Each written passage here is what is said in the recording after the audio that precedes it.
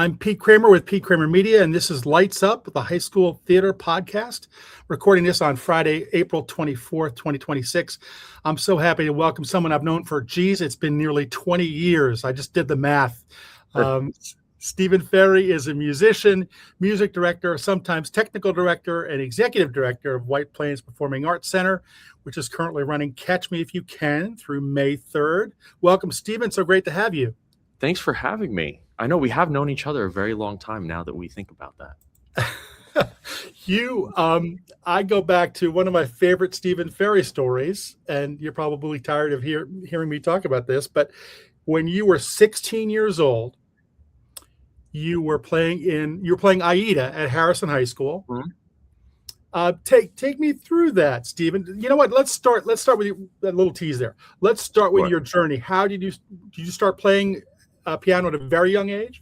Yeah, so I started when I was 4, and what's funny enough is that I think back to like what made me like musical theater, because I'm still trying to figure that out. I was never a performer. I had no interest in being on stage. If anyone knows me, I like being in the shadows. So like even right now in Catch Me If You Can, funny enough, the band is center stage, all 14 of us up on the set, and every night I'm always like, okay, this is fun for a moment, but like I'm used to being in a dark pit or somewhere where no one sees me. So what's really funny is I got started in sort of musical theater stuff where I still remember I was in, I think, and what's funny is Aida that you bring up is like a full circle thing 3 times in my life. So I remember that I had seen Aida on Broadway when I was in 6th grade. They took us on like a class trip, I believe. And I remember seeing it and I loved it. And I didn't know what I really loved about musical theater at that point. I had seen my first Broadway show was Beauty and the Beast. My family had always taken me. So I had seen a lot of Broadway shows, but it never really clicked that I liked it until probably middle school. And I was on the stage crew there because, again, I wasn't a performer and there was no real pit opportunities at that point. But I remember seeing Aida. And then fast forward, I ended up auditioning for Hoff Barthelson, which was a summer music program that our band teacher actually at LMK ran. She goes, why don't you come and audition for this? You know, it's great. I came in, I played a song from Aida, funny enough, as my audition. And the program director, Joe Pichtelli, was actually the flute and piccolo player in Les Mis on Broadway for whatever revival that was back then. And the show was closing, I think, that week. And he was like, oh, you should come and, see the show and whatnot. And I remember my parents bought tickets. It was like the last 3 performances of the show. And I saw it. And I remember looking into the pit and seeing all of that. And he showed me around. And I remember that was the moment that it clicked for me, that I was like, oh, what I really love about musical theater is really the sort of orchestrations and the music and the pit playing and all of that is sort of what brought me into it. And so between that and then, seeing Aida, bringing that song in, brings us to sort of what you were saying in high school, where I did a lot of the tech stuff. All throughout middle school. In 8th grade, I went up and ran I think spotlights and was on the crew for Les Mis when they were doing it.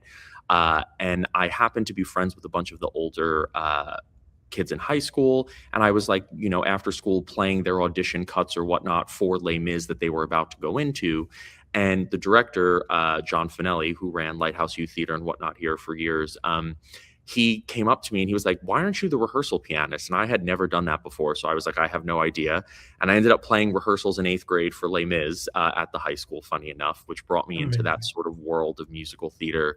And then fast forwarding into my sophomore year, which we did Aida, we had a new chorus director and whatnot. And it was the first year I was able to sort of play in the actual orchestra pit for a show. I'd always done tech, so that's another side we'll talk about in high school. But we get to Aida, I'm playing second keyboard.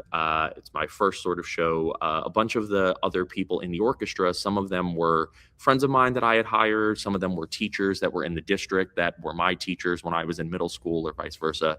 I remember, I feel like it was our first weekend or second weekend of shows. And I walk in sort of, I would say probably a half hour before we're about to start. And the assistant principal and our new chorus teacher pull me aside and they're like, okay, so we have a situation. And I was like, okay. They were like, the music director has to go to the hospital. She's not feeling well, but there's, 600 people here ready to see the show. So either you have to conduct the show or we have to cancel the show. So And Stephen, you're 16. You're a I sophomore in was high a school, sophomore, correct. and the rest of the pit is mostly adults. Is it all They were all adults? pros. They were all people who either I had known that were playing on Broadway or people who I had known from other circles. And like I said, some of them was like the Karen Froelich, who's French horn player. She was playing in the orchestra pit, who was like the band teacher for 7th or 8th grade at LMK, who got me into Hoff Barthelson when I auditioned. So it was a really funny full circle moment. And I remember sitting there playing second keyboard, which was very different at the time. I had never conducted the show. I had played rehearsals, and I don't know if at that point I had conducted like a show by myself. I think I like sort of always knew it and whatnot, but I've never done it. And I remember just sitting there, and I think back now and I was like, I wonder if I would be able to do that today. Like I'm much more, I do it now, but it's like something that if I was thrown into that situation, would I feel comfortable doing it? Is so funny. So it was the show started, and I remember starting the show and getting to the end of it and not really realizing how it occurred, because I was like, I'm not sure how I just conducted this whole show because I had never done it before. And it really went flawlessly. I think I look back and they recorded the night that I did it. Funny enough, was when they were recording the show. And I went back and I watched it, and I was like, okay, there were 2 sections that I could have derailed this, where we slightly got off, but we got all back together. But that was my first moment of like, okay, this is something that I could do with music direction. And that sort of started the ball game there. And it's just remarkable. It's remarkable on so many levels. The pros responding to you at the keyboard as a 16-year-old who knew your stuff enough that they trusted you and could follow you, Right. and the fact that the administration said this kid's the answer. It's so funny to think about, because I look back and it was, I think after doing that show, it wasn't that I was amazed at the fact that I did it.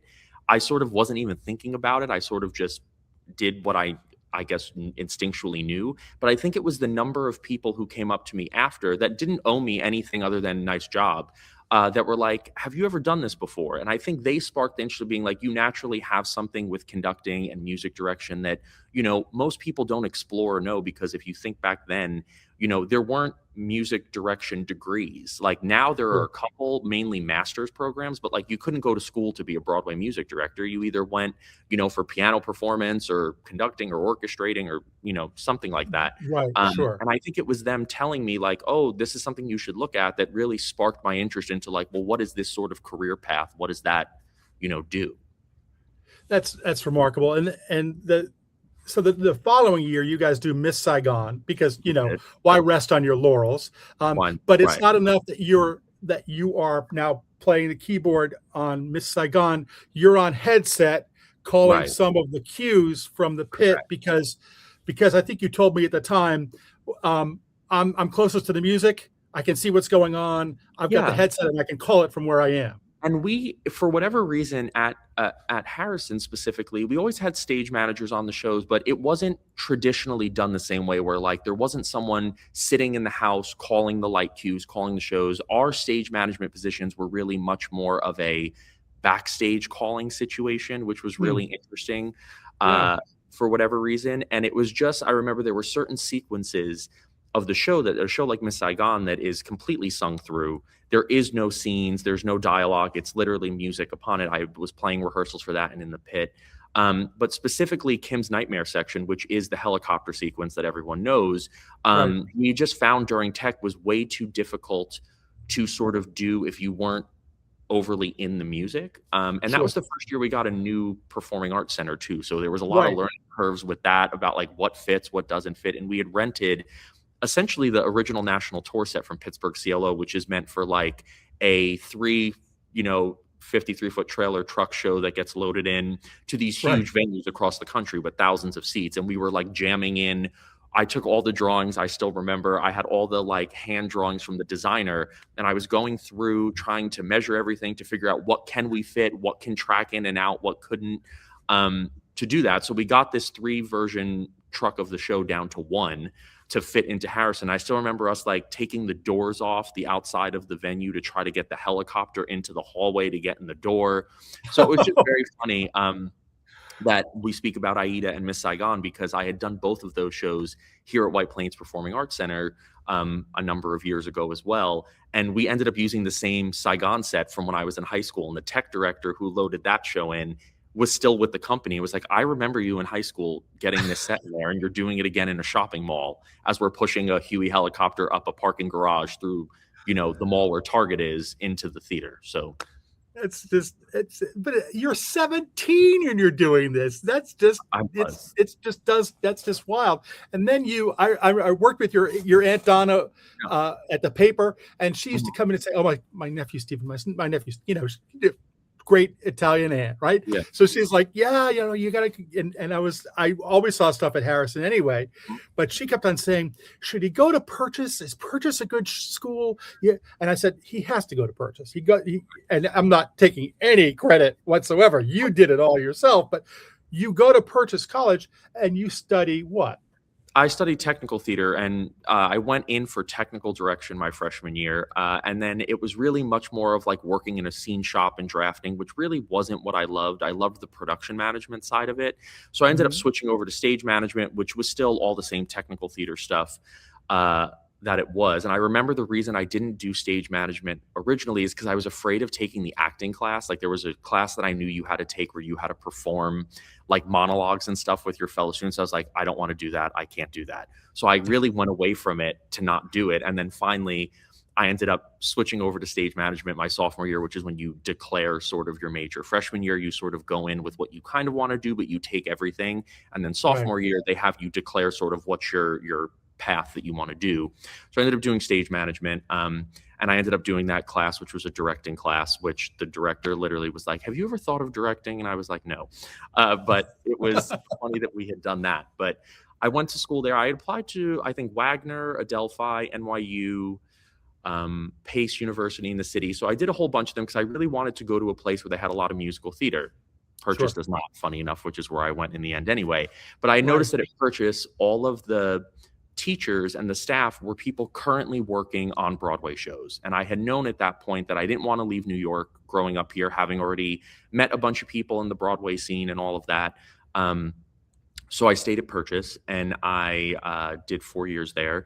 Never did a musical there. They just didn't have it. So I did plays for 3 years, and then I was the stage manager for the opera, since I was one of the only people who could fluently read music enough to call, an opera. Sure. So I had done that while I was there. But I went for technical theater because I knew that I wanted to be in theater. I just didn't, like I said, you couldn't really go for music direction or anything. So the other part of theater I loved was technical theater. So I said, let me go for that.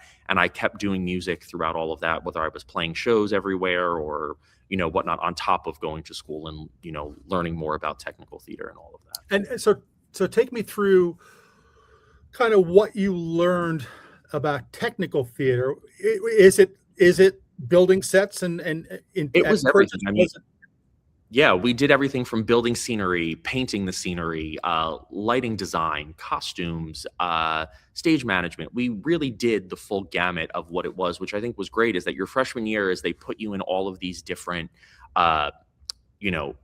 shops essentially throughout your throughout the year, where for half the semester you're in the scene shop and then you're in the costume shop. So you're working on everything to get a taste of it, which I found really helpful because it really showed you what you were either good at, what you liked, what you didn't like, and then what you wanted to stick with. But I think no matter what job you work in technical theater, knowing all of those aspects really help because they all sort of play on each other at some point in the process.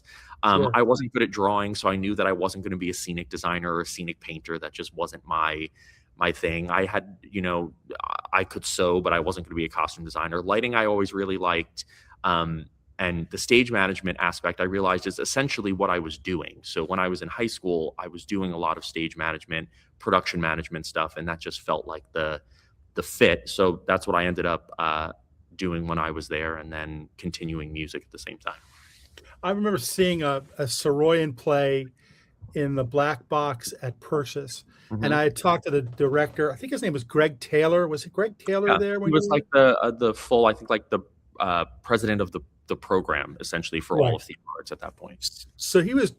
I don't know if he was directing that show or whatever, but I think that was a senior project. Yep.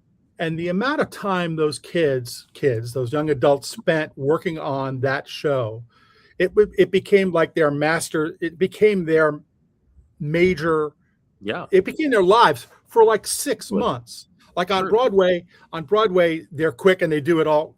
These guys were talking. I talked to a girl who was doing costumes, and she was like, "I found this tweed in a book from the Yeah. 1650s, and I recreated it." And Yeah. the level of specificity and the detail that they went into, it was like dramaturgy for costumers. I mean, it was like the deep, deep dive. And they It, do a it, lot of that in there, and I think a lot of times I say this no matter what part of theater you work in, but it's funny, I think a general audience member who maybe isn't a theater person doesn't really take into account how much of all of this goes into play when creating a show. You know what I mean? Like, we sit in the audience and look at a show and we're like, "Oh, this is great. It looks pretty. It sounds great." But you don't think yeah. about all of those tiny details that every single person on the creative team essentially is doing at some point in their process. Yeah, it's just remarkable, and I think fascinating too, Stephen, that you mixed the music. You put the music almost on hold for a while Mhm. you're doing this other gig that gave you so many skills that right now you're using all the Every time. When you're contracting with people to do a show at White Plains, Mhm. are you doing the set? You hire set folks, or how does that So work? my job here, we're a small staff. There's like 6 of us that work here. I'm the executive producer. So essentially my role is I pick the shows that the Performing Arts Center does in regards to our 3 big musicals we do a year. Um, I then essentially will hire the creative team. So I will pick the directors, the choreographers, the lighting designers, the set designers. So we hire a full team of people to do it. I'm not doing everything in that aspect, but I am coordinating it all in regards Sure. to say, as most producers do, on Broadway, they're still creating that team that's right for the show while raising money to do it. My goal is less of the going out and fundraising for the show, but more so putting together the perfect team for the shows we've selected. And there's always different Mhm. directors and designers and stuff that are the right fit for the style of a show. Sure. So I put that all together. And it's really about, like I said, it's matchmaking essentially for theater, whose personalities work together, who can best tell this style of a story. There may be some directors that are great for splashy shows and others that are great for these very intimate shows. um, Sure. I hire the orchestra, so it's figuring out, when I music direct the shows, which orchestra members are the best fit for, again, this style and this, level of music and whatnot. So we put all that together, but a lot of it I take all of those skills that I learned, where all of my technical theater stuff, I have to problem solve with our tech director and our designers and think about budget. How do we make a show look like $1 million without $1 million? Right. When you're 35 minutes from Broadway, I always say, sets the bar essentially, and we have to keep up with it. Where if I was in the middle of New Hampshire, I would be maybe setting the bar in regards to what theater is in the area, because they don't have Broadway 30 minutes away. Sure. So it's an interesting challenge to try to say, how do you make a nonprofit venue with 400 seats look and feel like a full Broadway show that the patrons feel, this is where I want to go and I want to see something here, instead of maybe going to see a Broadway show next week. I don't get there enough, and I apologize for Mhm. that. But I saw Jagged Little Pill in the fall. Yeah. That set for that was basically like a dollhouse almost. It was Yeah. different squares, almost next to normalish, right? Yeah. So different squares and minimal, but so effective. And every production value. I've got to see Catch Me If You Can because it's a Mhm. fun show and I really love it. Yeah. Um, the the the level, I mean, and this isn't hyperbole. This is Broadway level stuff we're looking at. This isn't for like, this Yeah. isn't in a theater in a mall. It's For theater in sure. a mall, but Right. it's so elevated. You survived when Westchester Broadway Theater didn't.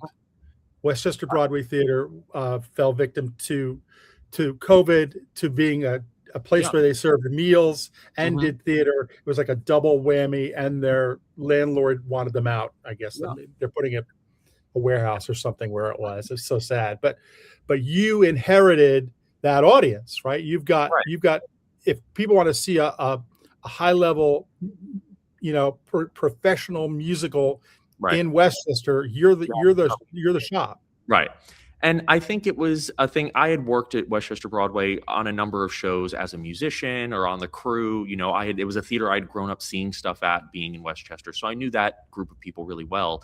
And Sure. it's hard because dinner theater in general is something that was more of a dying art form. You know what I mean? It Sure. wasn't as common as it was when it originally opened in the 70s or 80s and whatnot. That was a popular form of theater that newer theater goers weren't always as into. So you were sort of stuck into a certain type of audience or age bracket of an audience that eventually wasn't always going to grow with you. So I think it's like a domino effect at that point. And it's funny, Sure. when I used to talk to Bill and Bob, we always used to say, what we liked about each other's venue or what we wish we had, right? So I always said to Bill, I was like, I wish I had the number of people you had seeing shows here. And he always used to go, I wish I had the age demographic of the audience you have because they can grow with us. So we used to go back and forth that. So we inherited their audience essentially, and we had worked out something where we were honoring some of the tickets that were still outstanding that they couldn't once they closed, and really Yeah. a way to invite these audiences that essentially were commissioned to only think about the dinner theater because it was their one-stop shop. They knew where they were going every year. They didn't have a need or want to look outside of it. So those Right. first 2 years after COVID, we really had to try to train that audience to trust us that like we do Broadway level theater here, even if it is, inside of a shopping mall. Right. And people always say it's amazing that the quality of the shows here. And I think a lot of that has to do with the casts, the musicians, the designers, the creative teams, the majority of those people are people that are working on Broadway all the time. And because we're 30 minutes away, are able to do it here. So, if you have the same pieces together that exist in a Broadway show, to put it on, you sort of can get there. The biggest factor, the difference is money, right? Like we don't have millions of dollars to spend on a Broadway show that they do. And that goes to one of my quotes that I always say is that no matter what level of theater you're working on, the problems are all the same, right? So Hmm. in a high school, the issues are identical to the issues I have in a regional theater or I do on Broadway when I do a show. The difference is there's just more money the higher up you go to fix the same problem. They That's all are great. all the same issues. Do you play Broadway much, Stephen? So it's really interesting. I try to float around as much as I can through shows, and one of the things that's crazy is I had found a long time ago that I really love doing a little bit of a show at a time. I'm not someone who loves doing a show 8 times a week, which I think people forget about theater. If you think about it, is like a lot of people, no matter where you're working, are doing the same thing 8 times a week, as much as it's live and it's different. You sit there and you have to kind of say, do I have the mindset to do the same exact thing 8 times a week for years at a time, which I think is a really big skill. And I had learned early on that something I love, especially like what I'm doing here at White Plains, is like we do 4 shows a week for a month and then that stops and we go and create another new show. So I think I Right. had found over time that it was really interesting that I love going in and playing a show, or even these high school shows that I know we're going to talk about that I work on too. People are like, how do you have time to do that? Or why are you doing that when you have these other things? And it's like, I actually enjoy every week essentially, or every month, playing something completely different or doing, something different. There was a summer when Kinky Boots was off Broadway, uh, I guess a couple years ago at this point. I was subbing on the show as a crew member. I was like a prop person running a deck track on a show off Broadway at I think it was stage 42 or whatever it was that's down there. And I loved it. And people were like, well, why are you doing that? Like, you run a theater, you're a music director. What? And I was like, I truly enjoy theater in all different aspects. And to me, I don't mind doing the smallest crew track or a PA track on a Broadway show to being a music director or, Right. a producer. So for me, it's always been working everywhere that I possibly can and being able to uh, work in as many different aspects that I can, because I think it all plays into how I shape, what we do here. You're meeting other people downtown and you're Yeah. bringing them here and vice versa. So it's always been fun to sort of work all over, which is cool. And, bring that whole aspect of everything to here, to White Plains and the other shows that I do. Is there one Broadway job that sticks out to you? Like, I can't believe I got to do that. Yeah, I actually will say this. And it's not even music related, which is funny enough. One of the first shows that I worked on right outside of college was actually Tuck Everlasting, which was not on Broadway very long. And I had worked on the show essentially, I would say probably right out of college for the most part, within a year or two. And what was so interesting was it was one of the first times where I was able to be part of a show from the very beginning, where a lot of Hmm. times, if you're working as a musician or something, you're just going in once the show is open, right? And you're playing it or vice versa. Where here, I was there from like the load in day all the way to the load out day because it didn't last Wow. very long on Broadway. But it was really exciting to watch that show come to life where it was like I actually, for the first time, got to see a full Broadway production go from the very first point to the final point, which I don't think you get to do a lot, especially as a musician, unless you're, the music director on the show and you're there from day one.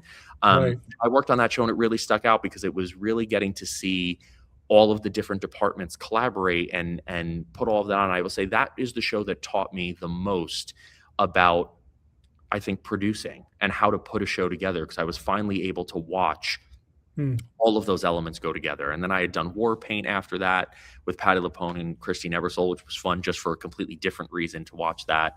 I Right. had done a bunch of work for a while on Dear Evan Hansen when it was over at Second Stage as well, which was in a smaller thing. So it was really cool to watch all these very different shows come to life and then do some of these shows again later in my life regionally, which was very cool too to see. And are you playing on all of those? Are you playing No, they were keyboards? all different jobs, Yeah. honestly. My degree, like I said, was in technical theater. So, like for Tuck Everlasting, for example, that was really exciting because I was working basically with the production management team. So I was seeing Huh. all of the like I was doing all of the payroll for the local one crew and putting together what Oh crew my calls gosh. were in and whatnot. So every job was completely different. Like I said, some were running backstage tracks on a show. And again, it's just I've done so many different things that like I will say I've been lucky that I've worked in theater in some way, shape, or form my entire life. I've never worked a non-theater related job. So if I wasn't doing music, I was working crew on a job. If I wasn't doing something technical, I was, playing a show. So it was just for all of these years, I've been able to constantly be in theater in some way, shape, or form, even working at some of the licensing houses. I had worked, with TRW for a while where I was doing theatrical licensing as like a side thing. Oh my Uh, gosh. Doing music and materials and helping develop funny enough nowadays we use Mainstage for all of these shows, which is all of the keyboard sounds and programming that's part of a show's orchestration. And when I was I was my senior year in college, you get to do an internship, and as you are probably aware, it's a little hard to like intern on a Broadway show. As a stage manager, those jobs don't really exist. Right. So, instead of working somewhere else, I had sort of said, okay, well, what's another area of theater I love? And it was theatrical licensing. So I called up TRW and I was like, hey, do you need an Said intern? no one ever. I Said no know. one ever, Stephen. Right. And I think what I liked about it was the fact that so much of my life prior to doing, professional shows was these stock shows, whether they were in community theaters or high schools, and getting the materials and figuring all that out. So I essentially was like, do you need an intern? They were like, sure, we'll take it. They were a newer company at that point, so they were a little smaller. And I went there and, fixing things. And David, who worked there at the time, was like, so you're someone, we don't have the luxury, all of us who work here, to be active in the theater scene working. So what are things that you feel are missing in the industry that could help elevate, theatrical licensing? And I was like, well, as someone who does music a lot, so many of these shows have this incredible keyboard programming that doesn't exist for rental. So it would be cool to offer that. So essentially they were like, great, go and program all of these shows in our catalog, and we're going to offer it as an add-on for people to sort of license for their production. And that was really Oh, the first thing where people were renting like Addams Family main stage files and Spam-A-Lot and all of that. And then essentially 2 years later, this company, Keyboard Tech, of Broadway programmers came in and were like, we have all these shows we want to rent. And now that's like the company that essentially runs all of the, licensing in regards to these keyboard programming sounds. And it was funny to think of, before that existed, I was an intern sitting there being like, what if we rent this out? Because I know how much time it takes. oh my And to see gosh. sort of how that's evolved too is pretty cool. That's remarkable. You were present at the creation. It was your idea, Stephen. My Yeah. God, did you I, get I any guess so, money a in version of it. Right. I should have trademarked it, and then that would have been a whole separate thing, which would have been great. Well, if you're somehow just joining us, this is Lights Up, the high school theater podcast. I'm Pete Kramer with Pete Kramer Media. I'm so happy that Stephen Ferri, the executive producer of White Plains Performing Arts Center, is here. They're running Catch Me If You Can through May 3rd. Mhm. go to WPPAC.com for tickets. And they run Thursdays through Sundays, right, Yeah, Stephen? Thursdays through Sundays. So we have this weekend Mhm. and the next weekends are less. Audiences are loving it. I will say this, it's a fun traditional musical theater comedy in regards to like big band sound, dancers, production numbers. It's one of those shows that but yet still feels contemporary. And it's wicked. It's smart. It's Yeah. Mark Shaman and Scott Scott Whitman, Pilgrim. right? The Yep. Hairspray guys, and Mhm. um, it's about Frank Abagnale, who's from New Rochelle or Bronxville or wherever he's from. He's Depending from where he's West somewhere in Westchester. Yeah, no, and Westchester. Yeah, it's cool to see sort of a local show come to life on stage here. Now yeah. what's funny is it's one of my favorite scores actually. Like I love Hairspray, but I actually think this, in my opinion, is way more fun and interesting than Hairspray is as far as score goes. But it's really a nod to that like 1960s jazz uh era of this style of music where like Mark Shaman just nails every single one, and him and Larry Blank did the orchestration, and you sit there every night and you're like it's just amazing how they transport you to that time period in a show, which I think it's so exciting. And to watch the audience, because the band's on stage, I can see them just Yeah. love all of these moments, is so fun versus when I'm normally behind the wall and have no idea what's going on in the show other than what I Right. see on my little TV screen. It's for lack of a better phrase, it's got sort of a Pan Am sort of vibe. It's got that Correct. like that 70, Yeah, 60, 60s, 70s, 70s right? vibe of Yeah. sleek and modern, and it really keeps, I will say the audience, they're always the pace of the show is incredible. I will say whether that's a nod to the way the show's written, or I will say also our creative team, the show doesn't stop. You just feel like once you started it, you move, and each act is about an hour long, which Mhm. for a show that was written like 15 years ago was rare, since Right. usually everything was 2.5, 2 hours and 40 minutes before you even hit intermission. So it moves well, and it's always a blast to sort of play. That also suits the material too, because he's going fast. He's never Correct. slowing down as a Yeah, character. and it's a show that Yeah. I always say is sort of an underdog of a show. It was the year the Book of Mormon came out on Broadway, so it had all of its focus. And I said the similar thing when I had done Tuck Everlasting on Broadway. It was the same year that Hamilton came out. So it was like no matter what show there was, it was like there's always those Sure. shows that take the focus, and it's like that's what people are thinking of. And both of those years, it was actually, I actually think Catch Me If You Can's actually a pretty good show. It was nominated for 4 Tony Awards. Norbert Leo Butz won for it, which is great. And this entire cast is excellent. And Frank Portnova is the director of it, who runs Stepanak. I just saw Come From Away yesterday for their dress rehearsal. It was incredible. That's great. So Yeah, I'm we seeing that on always try to Saturday. go. Yeah. Yeah, it's excellent. How does Frank do? Frank's got the Ferri gene? I think he's Let's all keep. over the place, just like you. Frank directs there a lot, and at Stepanak where they're doing their Come From Away is opening on Saturday. But Mhm. the whatever happened to Hamilton? I never heard anything. Did And that I think it's go just anywhere? still running there for a while. It'll surface again. They're making a high school edition that'll be out in like 2 years. So that'll be Oh, what that you're seeing just on all the high please school stages. please don't. Just stop. How many Schuyler sisters? They're gonna have 6 Schuyler sisters. They're gonna be Correct. like triple When you do casting it. your write-up of school shows, you're gonna be like, and there's 16 productions of Hamilton. That's it. That's it. They should limit that. So getting to talk about High School Musicals, because the season Mhm, is just about over with. mhm. I've probably been to about 40 of maybe I know. 45 or 50 of the 65, and there's still a Mhm, few more schools to go. But I often see you in the pit at these shows. I saw you at Les Mis at Rye Country Day. yep. Where else were you this season? So I did. Well, what's funny is I always say what works out nicely is our sort of slow time here at White Plains, and even in the Broadway scene. January through March is when all the shows are cooking and developing. There's not a lot, going on, which is great because, as you know, Westchester is a huge high school theater scene, and many of them hire professional musicians to play their shows, Sure. either completely or in part. And I've been in that scene, like I said, for a long time. So I did. 5 shows this year. I did, and basically I did Rye Country Days Les Mis. I did the Prom at Rye Neck.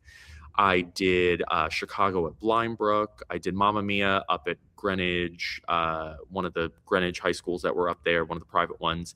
I did In the Heights at Walter Panis.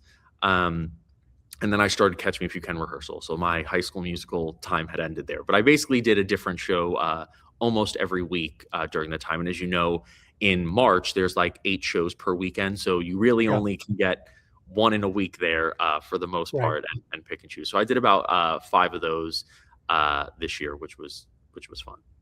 And what do you see? I can tell you what I see when I go to Hmm. go to shows, but are you are you plugging in at the last minute on, like, say, Les Mis? I saw you at the Sitz Pro, but I mean, was that the first time you were at Rye Yeah. Country Day? So it just depends on each year. So a couple years prior, I've been a music director for a bunch of different schools, whether that was at Portchester, I did a couple years, Blindbrook, I did. And it really depends if they have a teacher in the district that essentially is available to do it, or if they Sure. have to outsource it. So I usually music direct shows if I'm filling in for, a missing person on that creative team.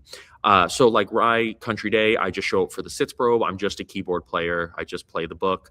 I have no other responsibility than that. On a show like Blindbrook, for example, their music teacher teaches all of the vocals in the show. Uh, and then I just come in, I hire the orchestra, and I conduct the show. So I come in basically a day before the Sitz Probe. I watch it, I learn how the show functions, and then I conduct the show for that whole week. In some of the other, shows, I just show up and play.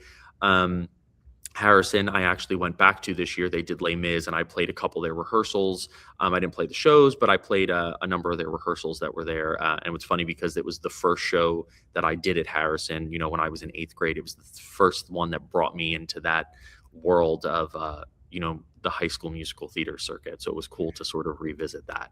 Yeah. What any impressions of any throwback to that when you Yeah, walked well, in? it Was was it? really interesting because you think of the show, and it was like the first show that I really remembered knowing so much about and knowing the inside and out of it. And I've done Les Mis, I can't tell you how many times at this point, somewhere. And I'm funny enough doing it at Hudson Valley Shakespeare this summer.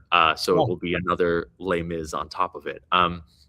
But I think what's really interesting is to see how programs have either grown or how they've changed. At Harrison, there were so many kids in the show, which was so great. Where when I was in shows like them, we had a bunch of people in it, but not nearly, our shows maybe had 30, 40 people in it, maybe. And now some of these shows have like 60, 70 kids in it, right. um, which is great. And so that was interesting. But going back to the show, it's interesting because you think of a show like Les Mis, it is not easy. It's one of the hardest shows that's in that musical theater canon.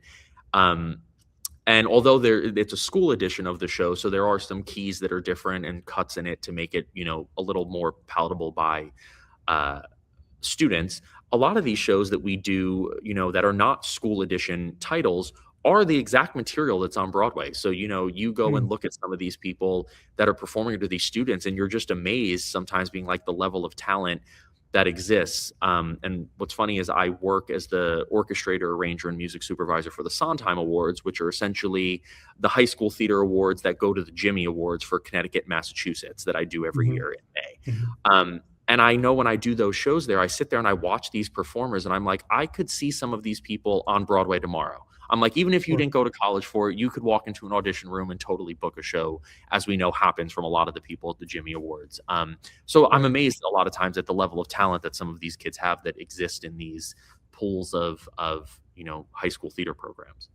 Because there's no off season anymore. It used to be you did the fall play and you did the spring musical. Now there's Right. so many youth theaters and so many opportunities for So kids to much. perform, uh, They're doing cabarets. I did a cabaret cabarets and things. at the Green Room, which actually featured a bunch of Westchester performers in it, where they got to perform in the city for one night and do like a cabaret style show, which was great. But yeah, the circuit of musical theater, especially youth theater in Westchester, is there's so many opportunities, which is one of the reasons why we only really focus on youth theater in the summer with our summer camps and not during the year, because there's so much competition where people focus on solely youth theater. And that was where a couple of years ago we had taken the idea right before COVID of, let's make our during the year programming about professional Broadway level theater. And then in the Sure. summer, where things are a little bit slower in regards to professional theater, where actors are doing summer stock and all of that, Right. we then put our focus in on our youth theater, where there's so many companies during the year in Westchester that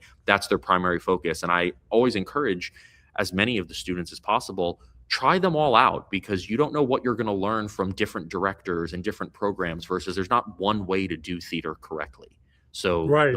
you work with different people, the better, well-rounded theater person you are. Well, if there's no more well-rounded theater person I know of than Stephen Ferri, my goodness. Oh, I think What I could name a few maybe, but yeah, I've worked in too many different aspects of it, I guess. But it's all been fun, so I can't complain about that. and so your youth theater, your summer program goes for what ages? So we do 4 camps in the summer. It usually starts like the last week in June once school is out and goes through the last weekend in August before school start. So this year we're doing a 3-week program, grades 6 to 12. They're doing Anastasia. Then the group after that for another 3 weeks is doing School of Rock, and that's 4th to 10th grade, I believe. Then we have a 2-week program, which we haven't announced yet because we're waiting for a new title to come out that should be out in the next 2 weeks that we're going to hopefully do here. And that's usually grades 2nd to 8th, I believe. And then our lowest, our 1-week, 4-day camp is Shrek Kids that we're doing essentially first graders or second graders through, I think, 6th grade or 5th grade is that bracket. So we do the full gamut. We just separate them based on ages and how long the programs are essentially over the summer.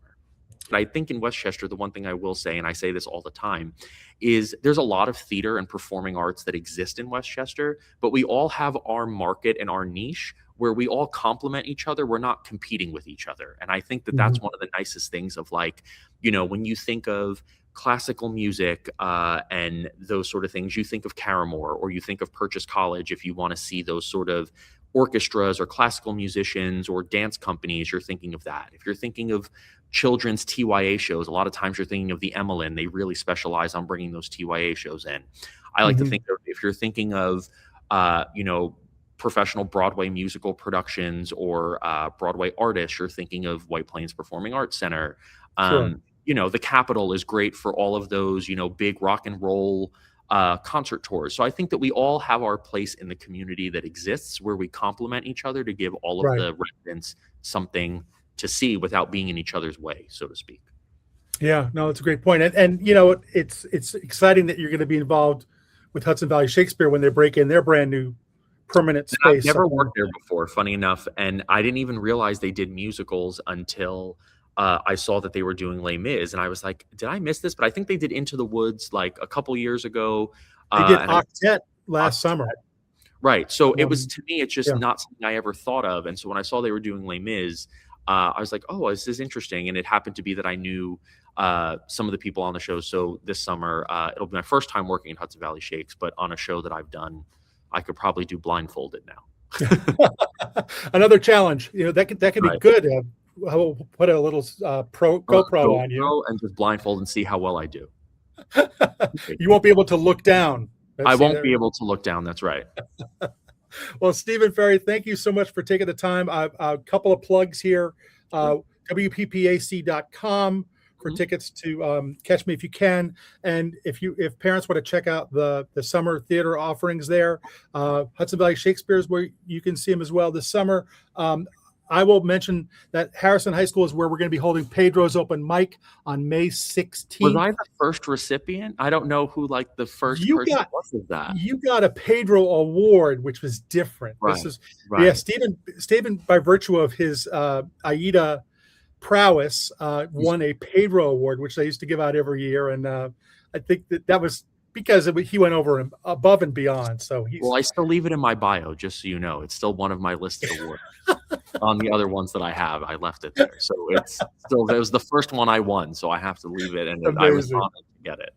Amazing. Well, the Pedro's open mic is a different thing. It's sort of an invited cabaret at Harrison High School on May 16th.